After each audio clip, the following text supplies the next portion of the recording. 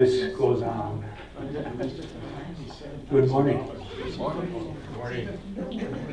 I can assure you that this topic is not as exciting as a war in Gaza.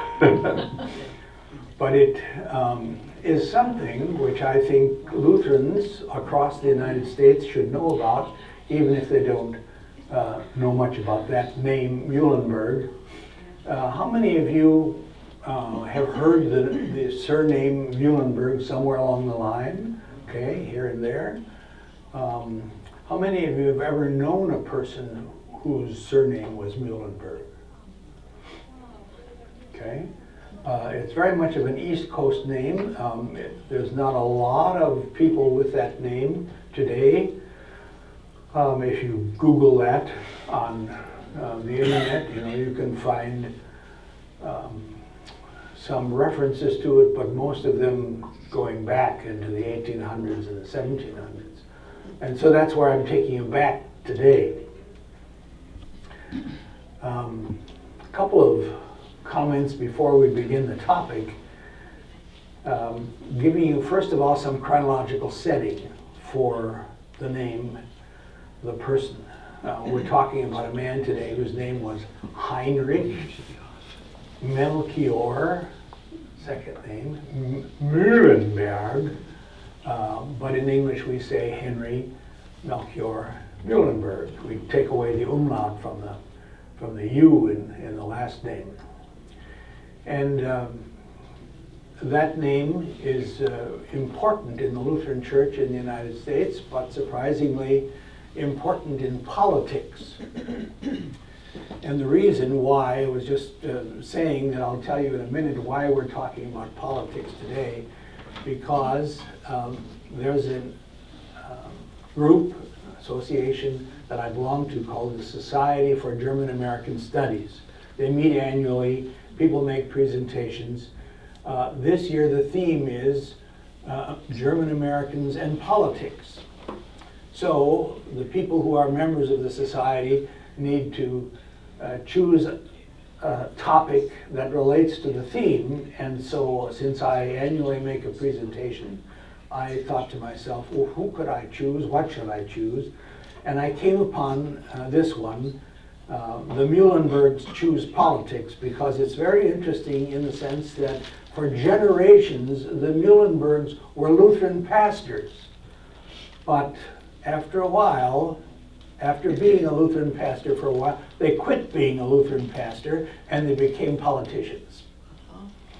So that's in a very short version of what happened with the Muhlenbergs, but the politicians they became are so significant in our early American history that it's a shame we don't know about them. If, for example, you think about how many Lutherans there are in the House of Representatives today, or how many Lutherans there are in the Senate, very few. And for years that's been true. But if you go back to the 1700s, which we're going back to now, it'll be shocking to you the roles that the Muhlenbergs played in our early American history. So that's first. And secondly, it's interesting that the chronology is something we should pay attention to. First of all, Muhlenberg's dates were 1711, that's when he was born, and he lived to be 76. So he was a contemporary of George Washington, of Thomas Jefferson, of Benjamin Franklin, just to kind of put you back in the context of the time when he lived. And I was thinking to myself just this week, because Wednesday was the birthday of Johann Sebastian Bach, and I thought to myself, I wonder if Henry Melchior Muhlenberg had ever heard the music of Johann Sebastian Bach. They were contemporaries. So Bach, at the age of around 53, Muhlenberg roughly at that time around the age of 25. Muhlenberg is at the University of Halle at that time, and I asked myself, would they perhaps maybe ever have had a concert where Muhlenberg would have heard the music of Bach? Because at the age of 53, Bach was composing Jesu meine Freude, for example. He was at the height of his musical prowess at that time. There's no way of knowing unless, for example, you would take the journals of Henry Melchior Muhlenberg and you would read them. They're each about that fat, and he just wrote every day in a journal for most of his life. There are 3 of them, each one about 500 pages, and I did plod through some of it. You can get a copy of it over here at Concordia's library. I was surprised that they just had it on the regular stacks like every other book, but it's a treasure. It should not have been just left there among the stacks. And I couldn't find any kind of reference like that. So he talked about everything else, but he didn't say, by the way, I listened to the music of Bach while I was at Halle. There's no way of knowing that. So those are just 2 things that come to mind: the chronology that we're talking about, and people who he might have known. He was a contemporary also of Thomas Jefferson, George Washington, Benjamin Franklin. I think I mentioned that. And just an odd piece that when George Washington died, the capital of the country was Philadelphia. And the largest church in Philadelphia was one which Henry Melchior Muhlenberg had built. And that's where the memorial service took place, in Henry Melchior Muhlenberg's church, although he had died by then. So this is his name, and when you look at his middle name, kind of interesting. Anybody think of anything when you hear that word Melchior? Wise men. The wise men, right? So Balthazar and Caspar and Melchior are names we give to the wise men. Those are not names from the Bible. But in the Western Church, we use those names. In the Orthodox Church in the East, they have other names for them. But his father's name was Nathaniel Melchior Muhlenberg. So in the Middle Ages, it was a popular given name. We call him the patriarch of Lutheran churches in America. If I say the Lutheran Church in America, that sounds like LCA, like a denomination that once exhibited. That's not what he was patriarch of. He was patriarch of all Lutheran churches that took place in the United States.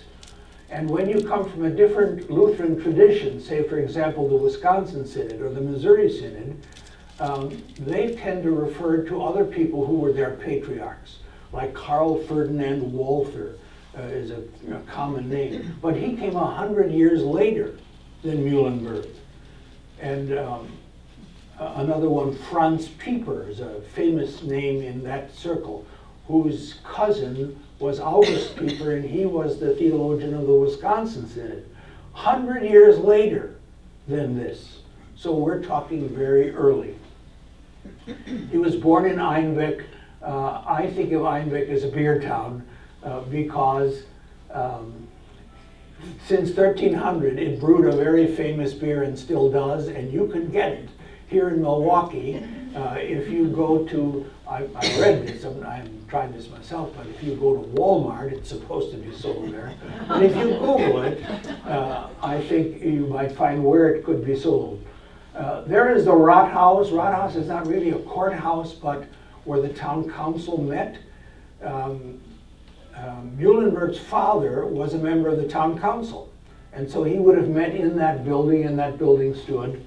And to personalize it, at one point in my own history, all 10 of our family members sat on that courtyard in the front and drank Einbeck beer as we had lunch. So that still stands there today. Interesting piece of Muhlenberg's history is that he lived in the electorate of Hanover.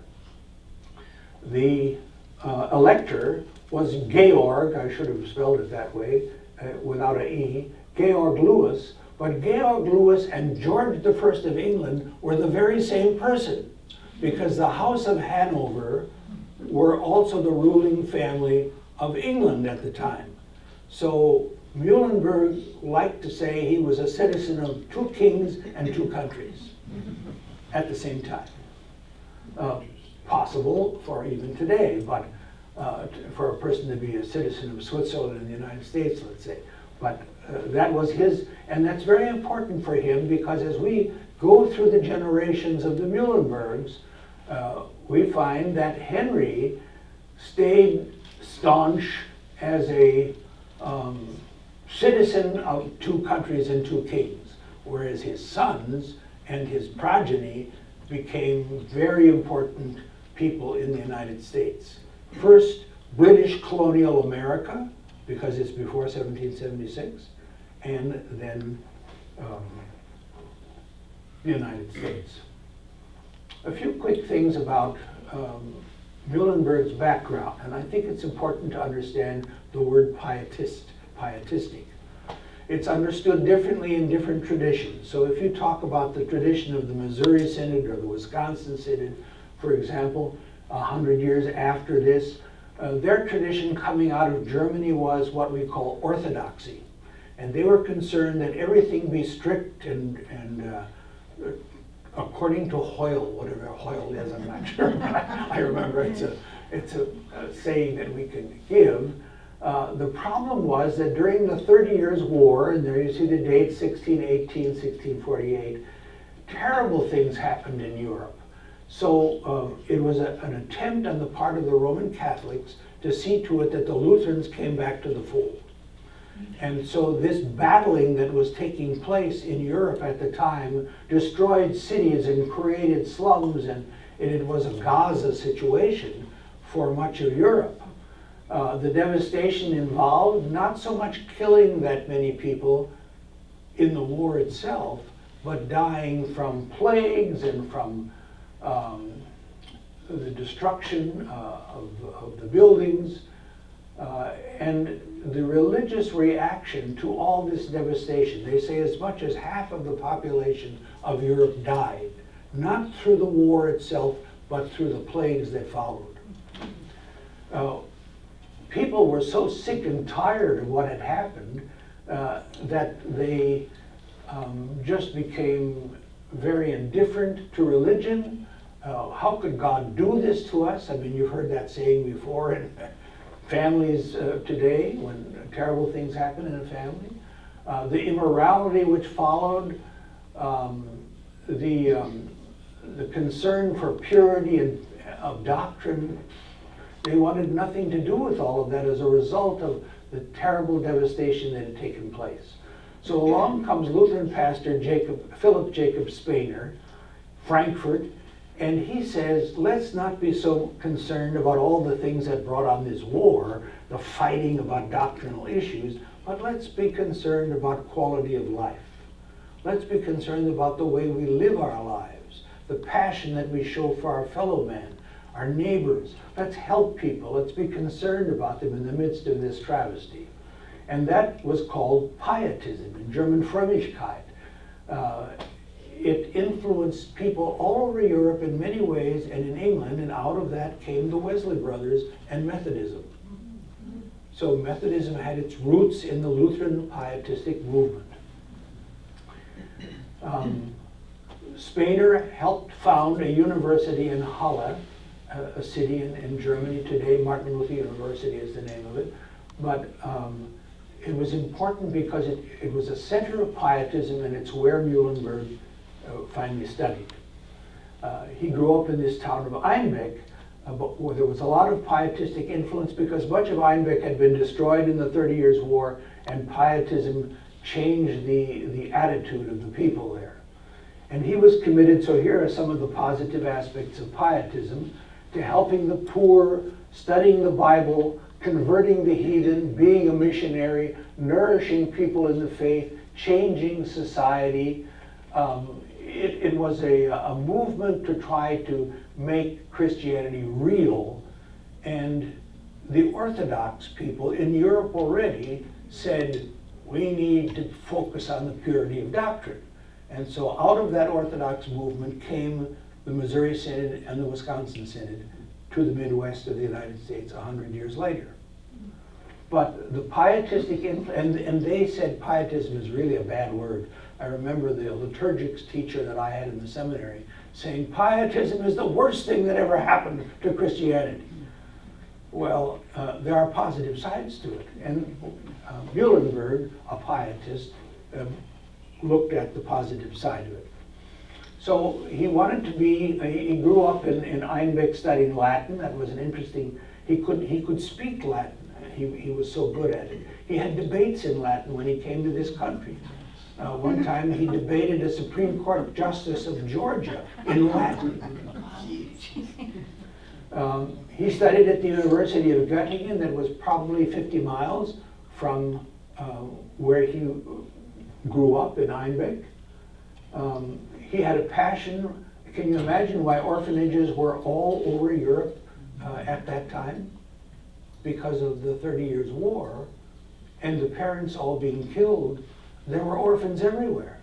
So the pietists built orphanages to care for these people, and Muhlenberg became a leader of orphanages in a couple of places, one in Halle, and then after he had graduated, after he had become ordained as a Lutheran pastor in Groß-Hennersdorf, a small village, he was also the head of an orphanage there. He wanted to be a missionary in India, but that slot was taken, so they sent him, of all places, to Philadelphia. And you can't see the details of it, but he left a city right over here with towers in it and went to a city in the United States already in 1734. When he arrived in Philadelphia, it was an established city with church towers and all kinds of significant buildings. So it wasn't that he was going to reservations. He went to an established city. And after having been in Philadelphia for a while, having built 3 significant churches, the rumblings of the Revolutionary War started to come about.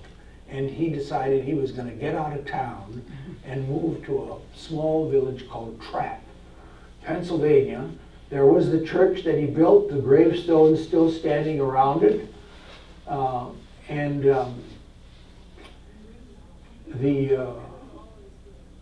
The setting in which people remember Muhlenberg most of all today is Trapp, Pennsylvania, that small little town. The church is still a functioning church, but it was just a wooden building at the time. The statuary over here is in Philadelphia, remembering Muhlenberg and the people who worked with him. He married, when he was in Philadelphia, he married the daughter of a man whose name was Conrad Weiser, and that was an interesting guy because Conrad Weiser was a German who had settled in the United States, and the story is that one day he was out hunting in the forest, and all of a sudden there was a Native American guy hunting also with a bow and arrow. And so they became friends. Why not? And the Indian friend introduced him to other Indians, and gradually he became friends of many tribes, 11 tribes in the area, learned their languages, became a translator for them, served for the United States government as a translator between the government and the Indians as they tried to establish treaties. And finally came along something I frankly never knew about, and I'm embarrassed that we never knew this. I mean, we basically knew that when the revolution came about, the Americans were angry with King George III because they had slapped taxes on and no taxes without representation, and the stamp tax and all that, and that's why we went to war. Well, that's not why we went to war. Why we went to war was because Conrad Weiser and other people who attempted to establish treaties with the Indians finally got a treaty in 1763 which said, King George said, in England, no people who are settled east of the Allegheny and the Appalachian Mountains will go west of that, because that will remain for the native tribes. And this will keep us from being embattled with wars all the time.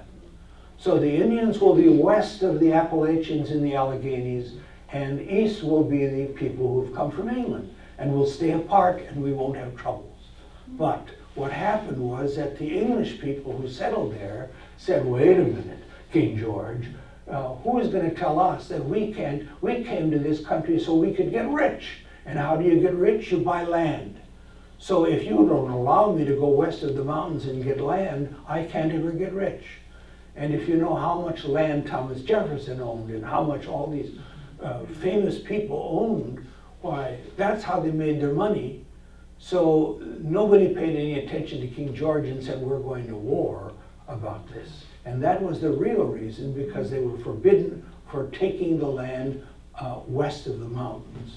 And that ended the Native American hegemony over that part of the country. An interesting little piece, that's the peace pipe that Conrad Weiser used when they attempted to establish that treaty. It was the Treaty of Easton, Pennsylvania, which has said nothing west of the Susquehanna River and the Appalachian Mountains would be available to the white man. That would be Native Americans. And so this was the actual peace pipe that they used to cement that relationship. Well, as you know, along with most treaties, they were broken. These are the generations which come, and now the fascinating part of Muhlenberg's story. He and his wife had 11 children. Of them, the ones with red died. So died in 1 year, died in 1 year, died at birth, died at 6 years. But 7 survived. 3 of them were men, male, and 4 were female. And so we're going to look at what happened to those children and to the generations which followed. The father, Henry Melchior, the patriarch, said, I don't really want anything to do with the squabbles that are going on in this country, even though he lived through the Revolutionary War. I'm still loyal to the kings of the country that I came from, and I'm not going to take part in this battle. There was a point, however, where you were given just so much time to sign up as an American citizen.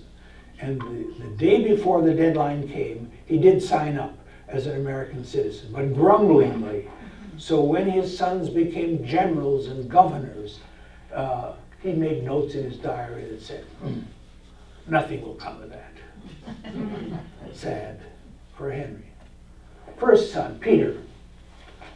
Peter is very famous because the father sent him off to Halle, along with 2 brothers, to get a Lutheran pietist education at the seat of pietism. But he was a rebel, and he didn't like studying, so he went off and became an apprentice to a pharmacist in Lübeck for 3-4 years. He served in the British regiment in Germany, and then he finally came back home, maybe with his head between his legs, and the president of the university wrote back to the father, he is no son I would be proud of. But the father said, he's going to be a pastor if I have anything to say about him. So the father sent him off to school in Philadelphia, he got some more education. The father gave him some training. The father had established what was called the Pennsylvania Ministerium, which was a gathering, a synod as it were, of Lutheran churches which could ordain young men for the pastorate and could establish constitutions and could exercise church discipline. So he had Peter ordained through the Pennsylvania Ministerium. He accepted a call to a church in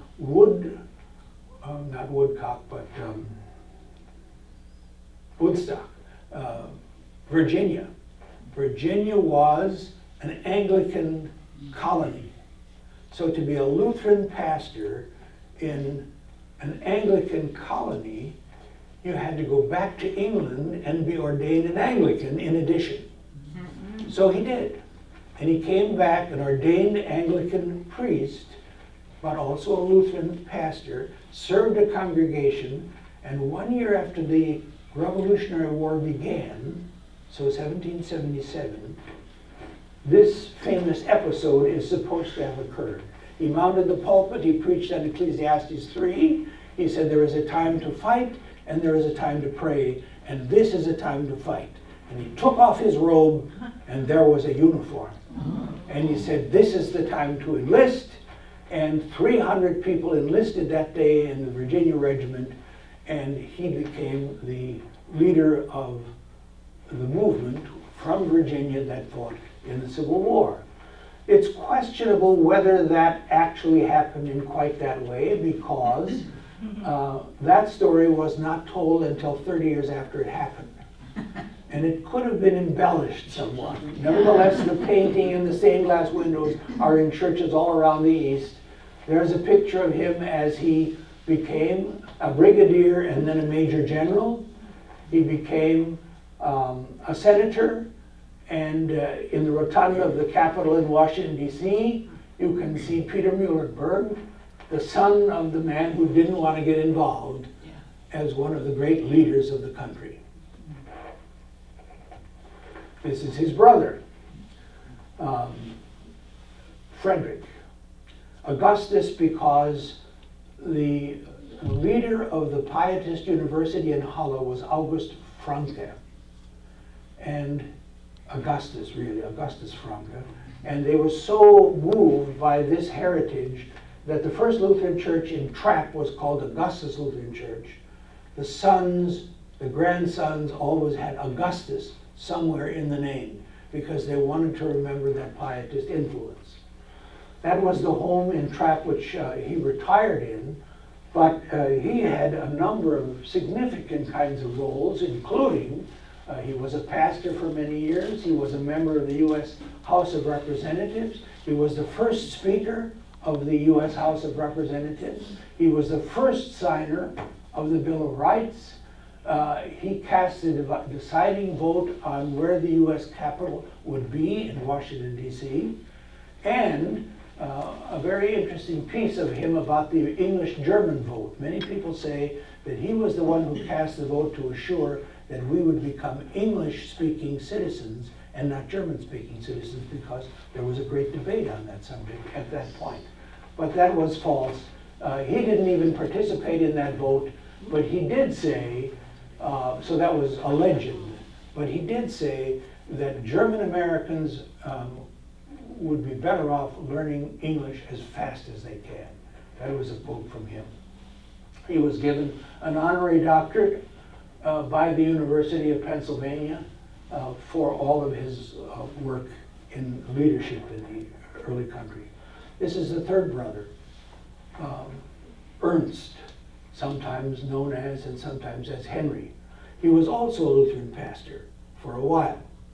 But then he decided to change and become a botanist. He was one of the experts in early American botany. There's a picture of one of the botanical species that he identified, and his name is given today to many botanical species which he identified in Pennsylvania, where they lived. He also became I can't read it from there, but he became the president of Franklin. Today it's called Franklin Marshall College. It's a merger. But Franklin College, named after Ben Franklin, and Thiel College. So both Franklin College was a Lutheran college, Thiel College still is a Lutheran college. Franklin Marshall, not really sure as a result of the merger what it is. And he was given an honorary doctorate also by the University of Pennsylvania. So amazingly distinguished family comes from Henry. Now, there were 4 daughters, and as many women would rightly say, the daughters and the wives did not get the same recognition that the husbands did. But they did marry very significant people, and one wonders what choice Henry had involved in choosing some of his daughters for his, some of these sons for his daughter. Eva married a pastor. His name was Schulze. Their son was the governor of Pennsylvania. Margaret married Dr. John Quincy, also a pastor, Lutheran pastor, but a very significant learned academic who came from Halle, along with the sons who had been sent there. I forgot to mention that in addition to Peter, both Frederick and Henry also studied at Halle. So the father wanted them all to have that pietist education. And along with two of the sons, when they came back, came this Dr. Quincy, who became a learned academic in the United States. Mary Catherine married a general, Francis Swain. And Maria Salome married Matthias Richards. He was a major in the Revolutionary War, member of Congress, and the only son-in-law who entered politics. So now I'm going to go through the continuing generations. So one of the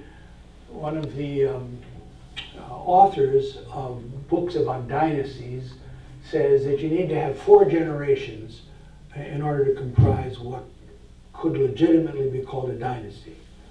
So there was a point, for example, in which the Kennedy family, starting with Joe, let's say, and then John Kennedy, and let's say... Teddy. Well, John and Teddy were brothers, but if we go the next generation down, the current guy running for running for president, you'd have 3 generations, but you wouldn't have a Kennedy dynasty till you had 4. But they do have 4 now. So Muhlenberg had 6 to talk about family relationships, but only 5 involved in American politics, because 5 were born in this country, 5 generations. And the generations continue today. In the 2nd generation, you have a son of Peter, who was elected to Ohio House of Representatives and the U.S. House. Henry Augustus, son of Henry Augustus I, he was a Lutheran pastor also, and elected to U.S. House of Representatives, and he became the minister to the Austrian Empire. Dr. William Richards, a Lutheran pastor and professor in Lancaster College. John Andrew Schulze, a Lutheran pastor also, became the governor of Pennsylvania. So nothing like that has ever happened in Lutheran history since, that we have had so many people who were involved in politics, who had originally been trained as Lutheran pastors, but ultimately became politicians. 3rd generation, and they continued to use these names, like Henry Augustus. He served as a member of the House of Representatives and the U.S., the Pennsylvania House, as well as Pennsylvania Senate and U.S. House. 2 other people worth mentioning in the 3rd generation did not become politicians, but very significant people. The first guy was raised as a Lutheran, William Augustus, but he was tired of all this German. And the German piece of it is that Henry Melchior, the patriarch, only delivered 1 English sermon in his entire life, 40 years in the United States. He always preached in German. So we think of German as having a strong influence in the Midwest. In the 1700s, it was strong enough in the East that they questioned whether German should become the language of the country. But he became an Episcopal priest as a result, because he was tired of doing the thing in German. And as a result of being an English speaker and an Anglican priest, he founded St. Luke's Hospital in New York City, still exists today, a very large hospital. He founded in the Episcopal Church what is known as the school movement, because the Episcopal Church had a lot of parochial schools at one point. And he was also a composer of music, composed a lot of hymns. The other guy, Dr. Frederick Augustus, we hear Augustus again, he was a pastor, a professor, president of Muhlenberg College, and president of Thiel College. So a very significant personage, but was not a politician. Fourth generation, no picture, because I can't find one of him. But he also carries on the name of Henry Augustus. He was a lawyer, vestryman of the Lutheran Church, so the Lutheran tradition has continued to the present day. And he ran for the House of Representatives, but he did not succeed in winning that position. And the fifth, it's interesting because I did put the picture in, the guy sitting at his desk. He was an architect, a decorated captain in both First and Second World Wars, elected to the U.S. House of Representatives, and was the 7th Muhlenberg to serve in the House. So those are the 5 generations that in one way or another had some pastoral background as well as political background.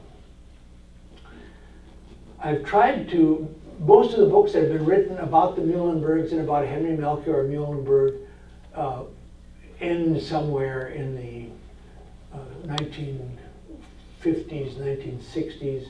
So I finally did get a hold of a woman whose name is Lisa Minardi. She considers herself the reigning expert on Muhlenbergs in the United States and is the archivist at the Lutheran Archives in Philadelphia. She was willing to say, I can't tell you the names of any of these people, that's all private.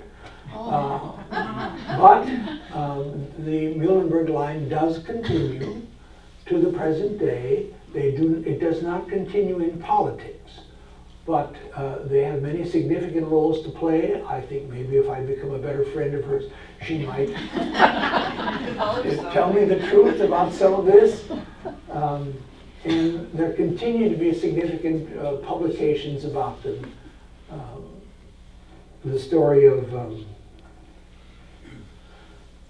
the interesting question, so those of you who came in later didn't perhaps hear that this is really, you're my trial run. This is really a presentation for the Society of German American Studies in Austin next week. But any kind of a presentation needs to address a question and attempt to resolve the question. The question is, did I resolve the question? And the question is, why did the descendants of Henry Melchior Muhlenberg become Lutheran pastors, which Society for German American Studies is not really interested in, because their theme this year is German Americans in politics. Their interest in is, why did these pastors become politicians? And so I wrestle with that.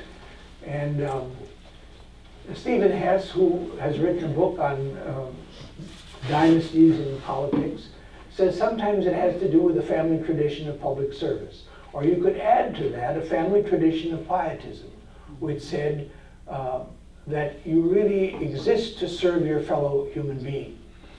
And that was very much a part of the Muhlenberg tradition. Hess says it's also sometimes just a rich man's game. And if you happen to be wealthy and you've got a lot of money, why not run for office? Because you've got the money to do it, but secondly, it's also a good way to make money, as we all know. So no politician comes out of the service to the country in poverty, typically, except for the Muhlenbergs. They really never got rich in it. Some people like the fact that I voted for the grandfather, and I voted for the father, and I'm going to vote for the son. That's a possible motive. Some say, well, they all had good genes, and some just like the idea of a dynasty. But those are Stephen Hess's theories as to why you end up with a dynasty like the Muhlenbergs, which for 5 generations after the Revolutionary War all got involved in politics in some way. So what are your thoughts on that subject? Those pictures, which you can't see very well from where you sit, are actually from Henry Melchior Muhlenberg's house in Trapp, Pennsylvania. And so if you thought he lived in a log cabin, you're wrong. Now, of course, this has been, that's going back to the 1700s, so it's been renovated numbers of times, and whether all those pieces of furniture really were theirs or whether they've been donated from local people who had things that went back to the 1700s. The bedroom, the dining room, Henry's study, and the kitchen, and the plaque for his grave next to Trapp Cemetery in Trapp, Pennsylvania. So those are some of my theories. One theory is that the impact of pietism. Henry went to Halle. He sent 3 of his sons to Halle to capture that same sense of commitment to people that pietism endorsed. The ongoing ties to the Lutheran heritage is quite surprising. In our day, we all know that our sons and our daughters and our nieces and our nephews, if they are still going to church, may be members of all kinds of churches that we never even heard of, perhaps, as we grew up. But for 7 generations in a row, and even continuing today, still members of the Lutheran Church. Some of that has to do with geography. Some of it has to, because they were all in the East Coast, in the Pennsylvania area. A commitment to family roots. I don't know. In the democratic heritage, the framework of activity with a single state, the Pennsylvania deal, I don't know. I'm just kind of guessing around. But as you think about your own families, as you think about families you've known, who've had, not necessarily in politics, but generations of people continuing to identify with their heritage, passing on the name, like Augustus is going on to the 5th generation, all going back to August Franke of the Pietist University in Halle. It's something unique. And if you look at people today who have that kind of heritage, I mean, let's just think, for example, in American history, you have the Cabot Lodges, and you have the Tafts, and so I'm not sure that any of those had actually 4, but I'm just thinking of families which had a number of people who were part of the succession.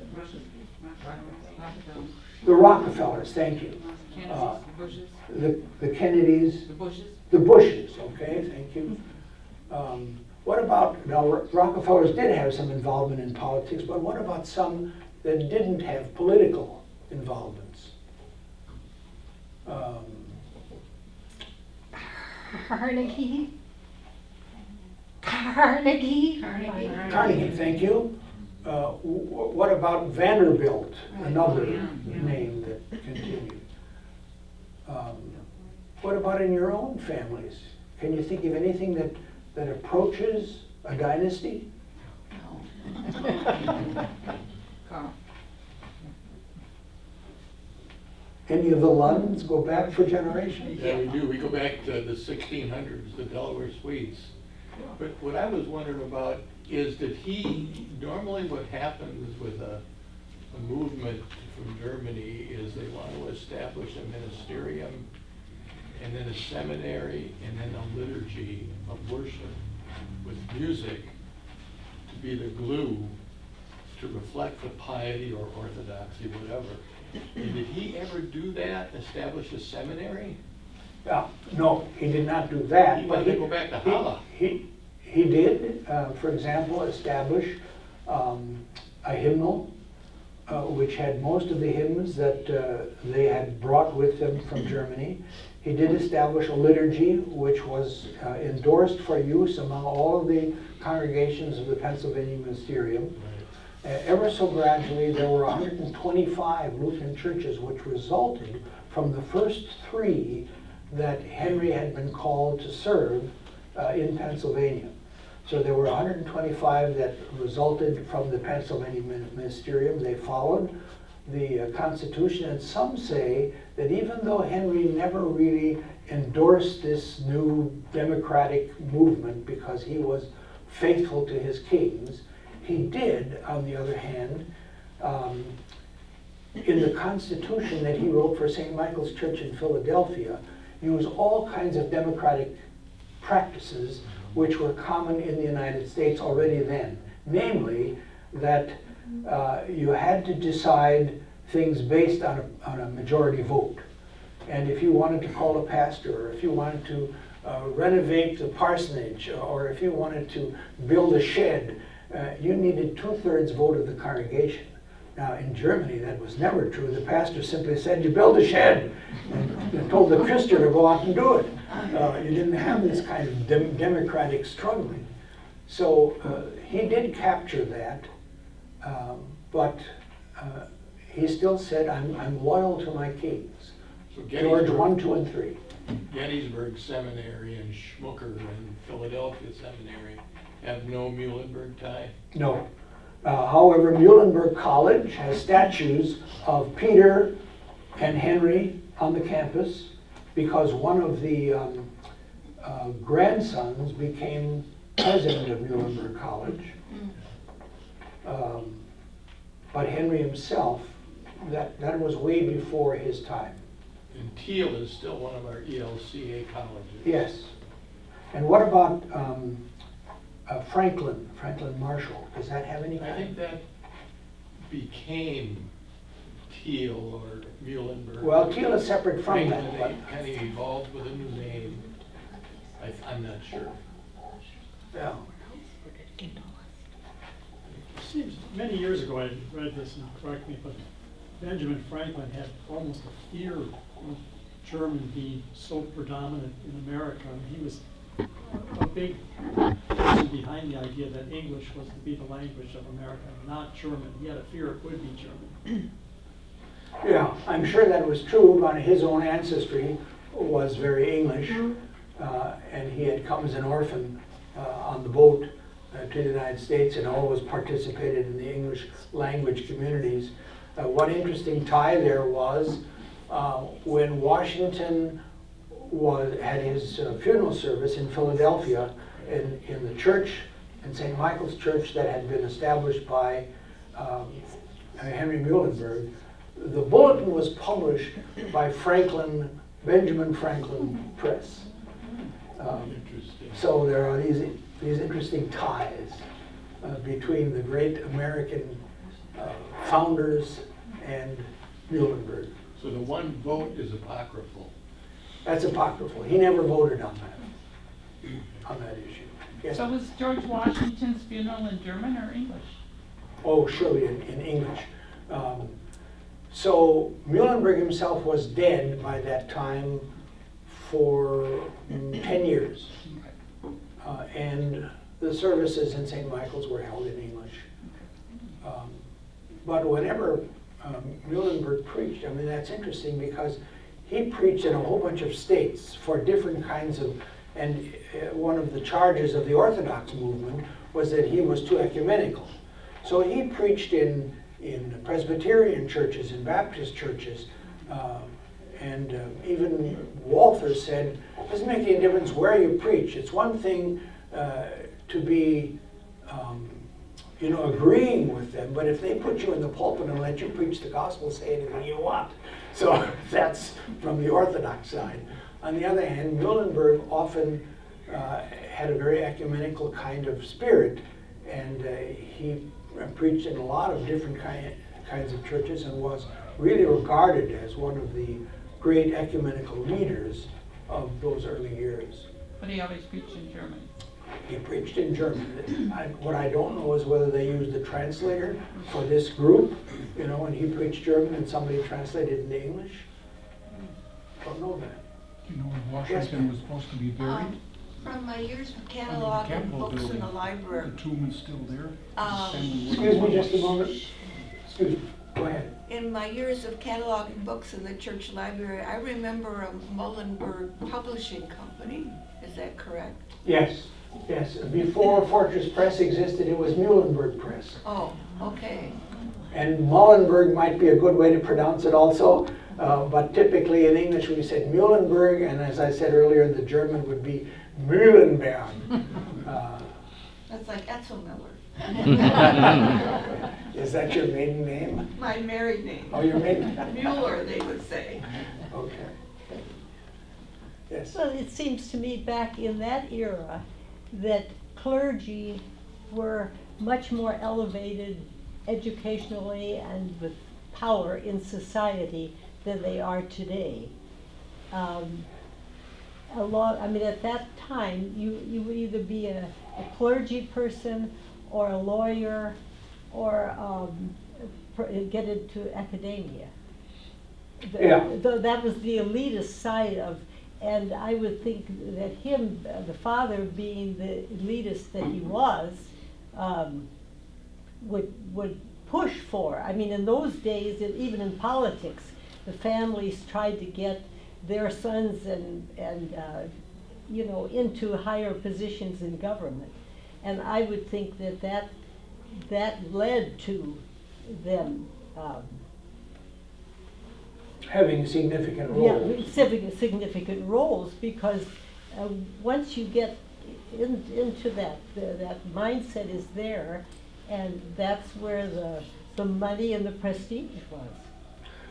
Two things. One is that during Muhlenberg's time, when he came as a 32-year-old to Pennsylvania, there were an awful lot of people kind of floating around because there was not much in terms of an organized denominational presence on the part of clergy.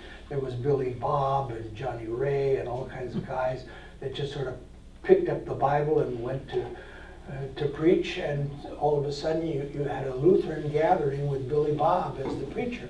And John and Henry Muhlenberg came in and said, "Wait a minute, you are not graduated from a university." Well, that was a whole different era, and it's true that he brought with him a university background. He expected his children, his grandchildren, to have that same kind of education, and therefore he was looked up to for that reason, that there was higher education, which was not common in that world. Half of the people in Pennsylvania couldn't read. They couldn't read it. At that time. So that was another era, and it's true that the pastor today is not just one of a group of people who have had some education, because the numbers of people in our congregations who've had education, all kinds of education, is very high.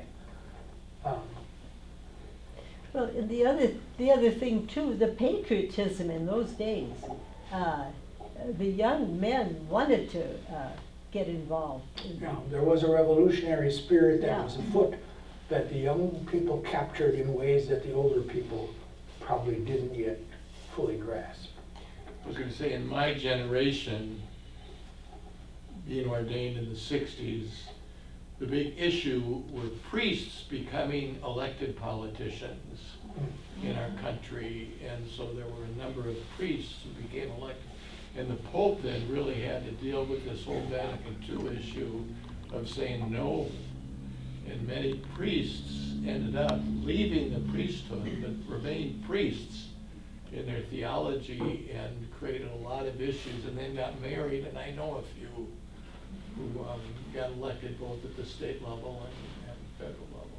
Yeah, Newhouse, for example, is a He's famous. a classic case of a Lutheran who became Roman Catholic. Yeah, who had very high roles in, not roles, but Well, he was very close to the emperor. if not the Pope, then also the president.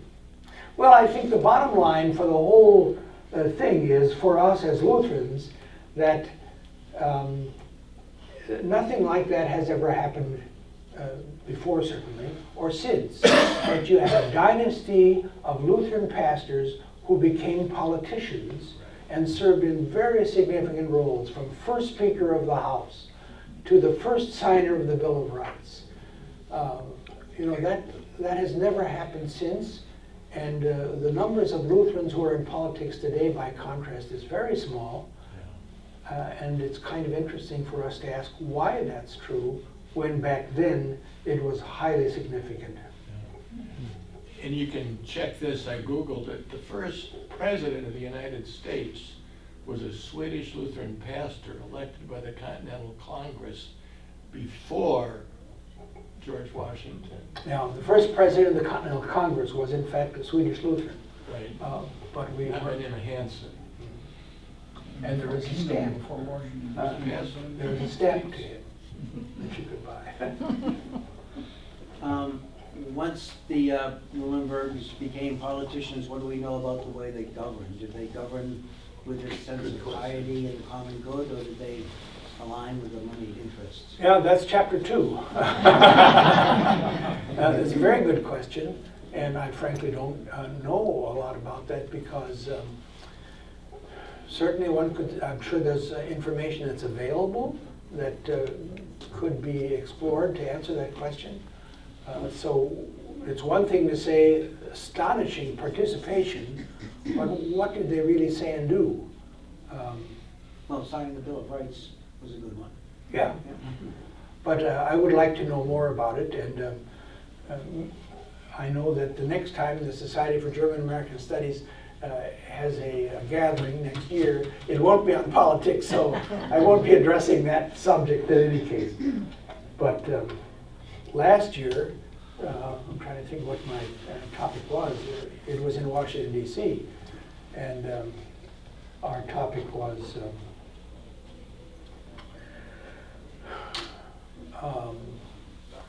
I was interested in what the people who had some kind of German background did in Texas, because I've got some background in Texas. And so I was exploring that, and so that's a different, it was not a political issue so much as a cultural issue. Have a great day. Thank you.